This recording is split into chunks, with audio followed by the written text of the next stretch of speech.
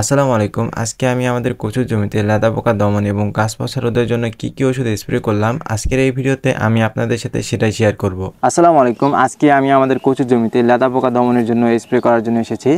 সাথে আমি গাছ পচা রোধের জন্য একটা ওষুধ এনেছি। তো আজকে আমি লেদা পোকা দমনের জন্য যে ওষুধটা নিয়েছি সেটা হচ্ছে কাসির নামে যে ওষুধটা আছে। এটা মূলত আমি কখনোই প্রয়োগ করি নাই, আজকে মূলত আমি প্রথমবার প্রয়োগ করতেছি। এর আগে আমি অটোস্পট নামে যে ওষুধটা আছে ওইটা প্রয়োগ করছি অনেকবার। তো মোটামুটি ভালো কাজ হয়।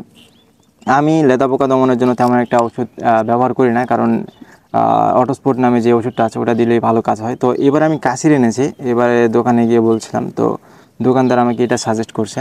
তো আমি জানি না এটা দিয়ে কেমন কাজ হবে। তো যেহেতু আমরা একজনের পরামর্শ নিয়ে কচুটা চাষাবাদ করি, তো সেই কারণে তার পরামর্শ অনুযায়ী আমরা এবার এই ওষুধটা এনেছি। আর সাথে গাছ পচা রোধের জন্য আমি অটোস্টেন এনেছি। তো এই ওষুধটা মূলত আমরা প্রায় ইউজ করে থাকি, এটা ভালো কাজ করে। আপনার অনেক ধরনের আমরা গাছ পচা রোধের জন্য ওষুধ স্প্রে করে থাকি, কারণ গাছ পচা রোধের জন্য আপনার গাছ পচা রোধ যেটা আছে সেটা কিন্তু একই ওষুধ যদি আপনি বারবার প্রয়োগ করেন সেই ক্ষেত্রে ভালো কাজ হয় না। তো এটা আমরা ঘোরায় পেশায় দিই, যেমন অ্যামিস্টার টপ দিই কখনো, তারপরে রিডোমিল গোল্ড বা এরকম আরও অনেক ওষুধ আছে যেগুলোর নাম বর্তমানে আমার মনে নাই। তো বেশিরভাগ সময় আমরা হচ্ছে এই অটোস্টেন এই ওষুধটা যেটা আছে এটাই প্রয়োগ করি। অনেক দিন থেকে তেমন একটা জমিতে আপনার হচ্ছে নিয়ম অনুসারে যেরকম সপ্তাহে একবার করে আমরা জমিতে কিন্তু স্প্রে করি সেটা করতে পারি না, কারণ আকাশে অনেক সময় বৃষ্টি হয়। তো দেখা যায় যে স্প্রে করার পর ধুয়ে যায়। তো তেমন একটা এবারে করি না। এবারে ধরে নেন যে প্রায় 17 দিন 18 দিনের কাছাকাছি হয়ে যাচ্ছে আমরা কিন্তু জমিতে কোনো প্রকার স্প্রে করি নাই। তো আজকে আমি স্প্রে করতেছি। তো প্রথমেই আমি এটার মধ্যে পানি দিয়ে নিব, কারণ আমি যে কোনো ওষুধ কিন্তু মাপ করে নিই। কারণ অনেকে আছে আপনার এরকম করে পানি উঠায় একটা মাপ করে নিয়ে আপনার হচ্ছে স্প্রে করে দেয়।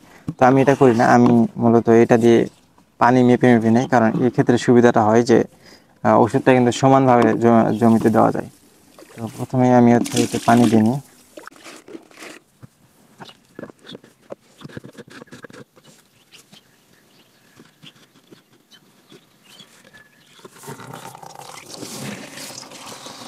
তো আমার পানি এবং ওষুধ এটার মধ্যে দেওয়া শেষ। তো এবার আমি হচ্ছে স্প্রে করব। আর ভিডিওতে আমি একটা সতর্কবার্তা সবাইকে দিতে চাই, অন্তত যারা কৃষি কাজ করেন তাদের জন্য। আপনি যখন জমিতে স্প্রে করবেন অবশ্যই আপনি মাস্ক ব্যবহার করবেন, কারণ প্যাকেটের গায়ে কিন্তু লেখা থাকে মাস্ক ব্যবহার করতে। আর অবশ্যই ধূমপান বা কোনো কিছু খাওয়া থেকে বিরত থাকবেন।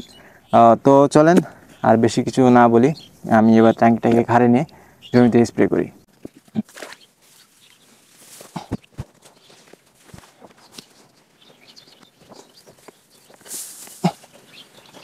দেখা